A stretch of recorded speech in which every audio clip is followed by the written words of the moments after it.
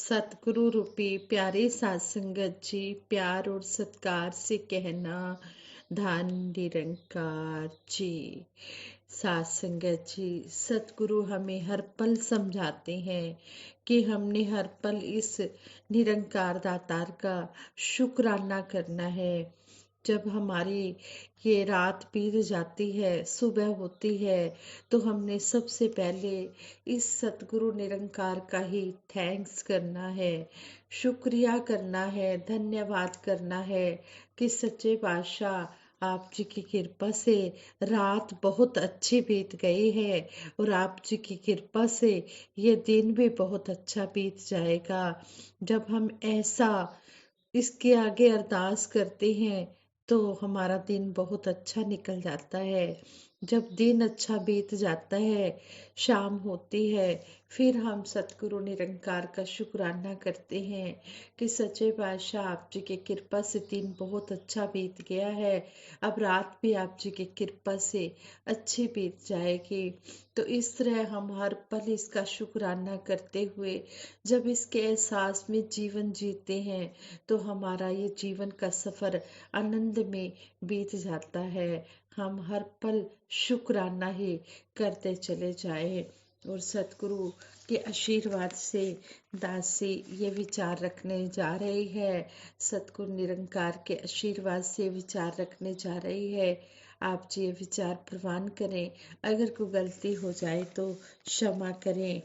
साध संगत जी कहते हैं, नींद इस निरंकार ने इसलिए बनाई है कि इस संसारिक कामों में उलझे ना रहे, इस संसारिक कामों में उलझे ना रहे। मोह माया के बंधनों से बचाने के लिए हमें नींद दी गई है, यानी कि ये रात बनाई गई है। अगर ये रात ना होती, हम ना सोते, तो हम ये मोह माया के पीछे भागते भागते हम पागल हो जाते। वैसे तो हम सब इस मोह माया के पीछे पागल ही हैं।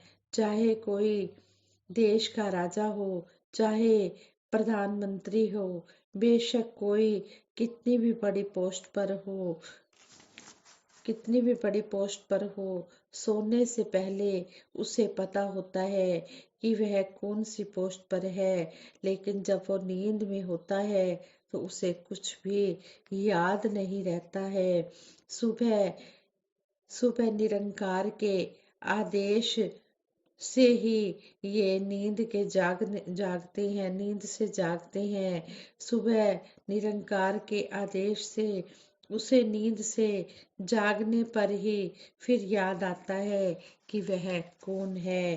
कहते हैं, इसी तरह हमें सतगुरु समझा रहे हैं कि संत समाज हमें दिन में इस परमात्मा की ओर ध्यान लगाने को कहता है, इस परमात्मा के साथ हमें जुड़ने को कहता है, ताकि इस जीव ने, क्योंकि ये कहते हैं, ताकि इस जीव ने गर्भ काल में इस ईश्वर से, इस निरंकार से जो प्रॉमिस किए थे कि गर्भ से बाहर निकलते ही निरंकार तेरे नाम को तेरे नाम को हम जपेंगे, तेरे नाम का सिमरन करूंगा, उस वचन को, उस प्रॉमिस को हम सब निभा सके। परमात्मा निरंकार हमें नींद देकर अपनी मोह माया से दूर करते हैं और परमात्मा के इस निरंकार के भेजे हुए संदेश वाहक ने संदेश वाहक ये संत हमें गृहस्थ जीवन के सभी काम करते हुए परमात्मा से, निरंकार से जुड़े रहने के लिए बार बार हमें अलर्ट करते हुए सत्संग में आने को प्रेरित करते हैं। ये तो ये संत महात्मा, ये सतगुरु, सच्चा पातशाह ये हमें यही समझाते हैं कि कमल की तरह सुंदर भी लगे और पानी भी छूने ना पाए, यानी कि संसार में रहे जरूर।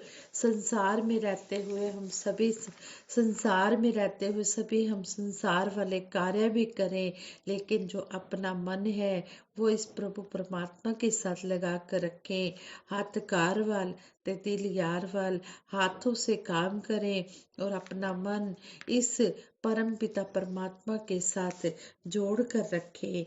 हमें ऐसा सतगुरु समझाते हैं। और चौथे प्रण में भी हमें सतगुरु ने समझाया है कि गृहस्थ धर्म का पालन करते हुए हमने ये भक्ति करनी है।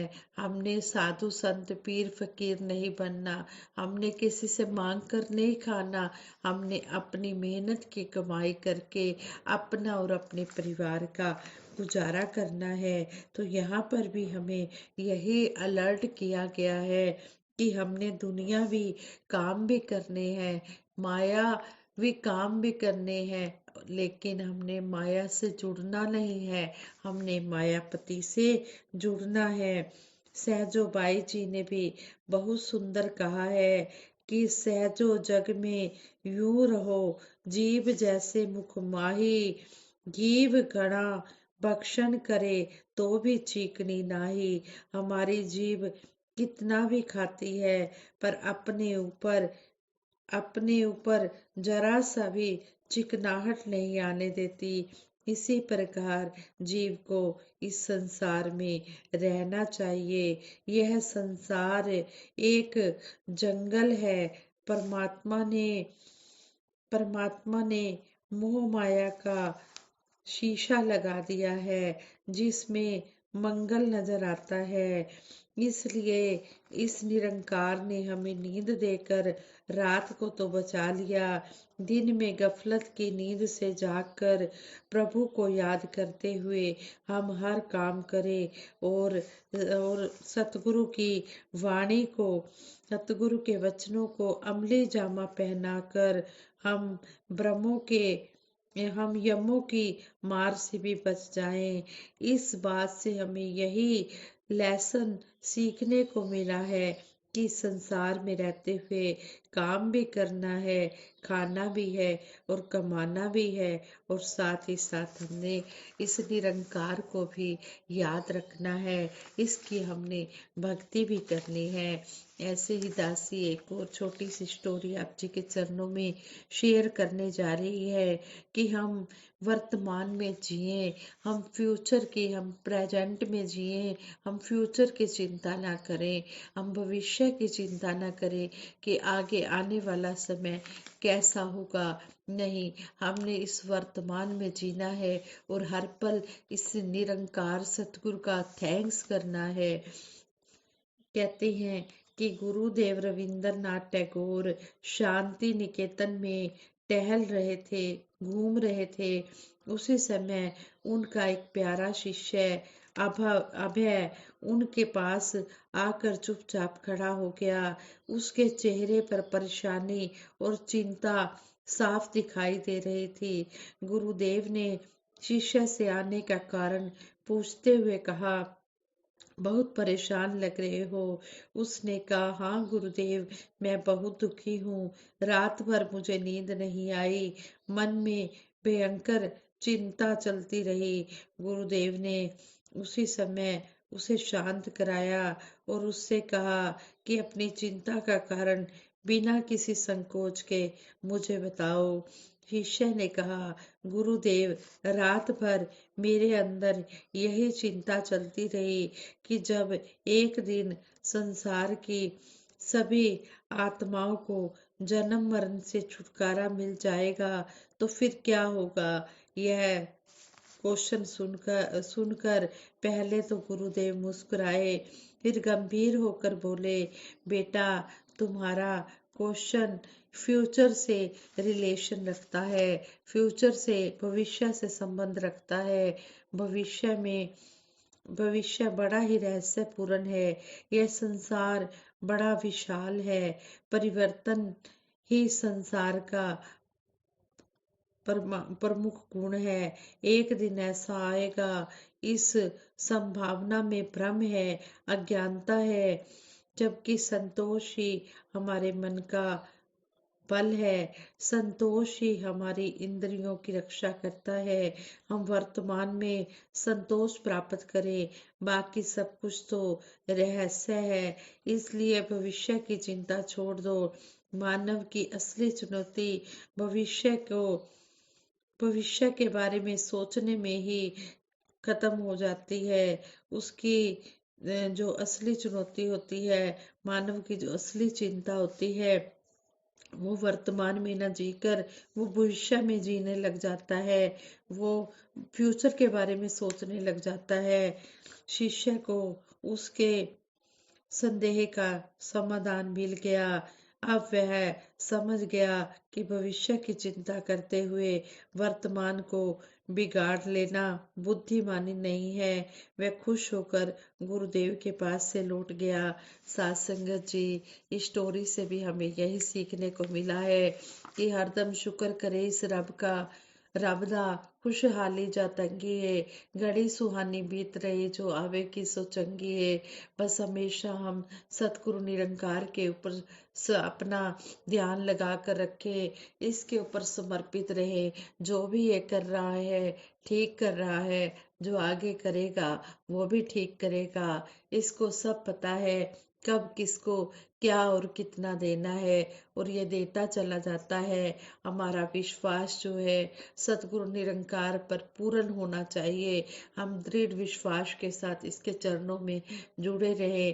भक्ति से भरा जीवन दातार हमें देना, मजबूत पहाड़ों सा एतबार हमें देना। सच्चे बादशाह में पहाड़ों की तरह मजबूत विश्वास देना, और हमारा जो जीवन है ये भक्ति से भरा हो। हम कभी भी रुलायमान ना हो। मेरा डोले ना एतबार, बख्शो श्रद्धा भक्ति प्यार, करा मैं संता ना सत्कार।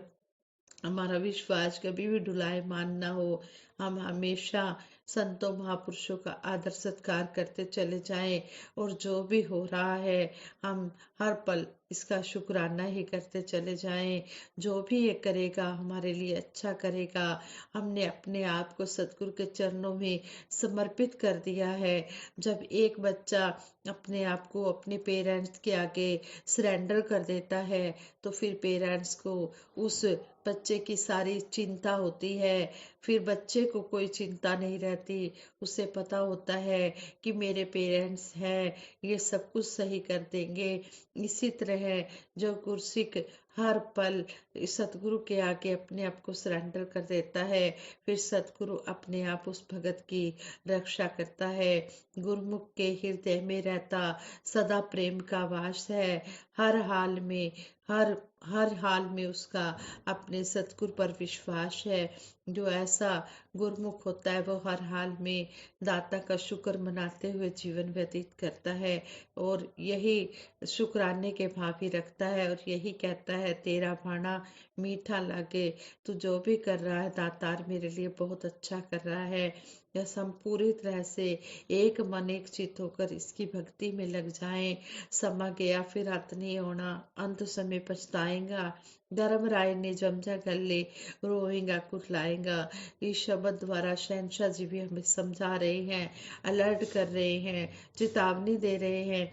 ये है इंसान, ये जो समय बीत गया फिर तेरे हाथ आने वाला नहीं है, इसलिए इस समय की कदर कर ले। ये मानव तन जो तुझे मिला है वो मानव तन की कदर कर ले। इस परम पिता परमात्मा की शरण में आकर अपना लोक सुखी परलोक सुहेला कर ले। सात संगत जी, दासी से ये विचार करते हुए बहुत सी गलतियां हुई होंगी। उन गलतियों के लिए दासी को क्षमा कर देना। सबके भले की कामना करते हुए दासी सिमरन करवाएगी। सभी ने मिलकर सिमरन में साथ देना है। तू ही निरंकार, मैं तेरी शरणा, मैनू बख्श लो। तू ही निरंकार, मैं तेरी शरणा, मैनू बख्श लो। तू ही निरंकार, मैं तेरी शरणा, मैनू बख्श लो। बोलिए सतगुरु माता सुदीक्षा सविंदर हरदेव जी महाराज की जय। निरंकारी राजमाता गुरु बचन अवतार की जय। आज संगत जी प्रेम से कहना धन निरंकार जी।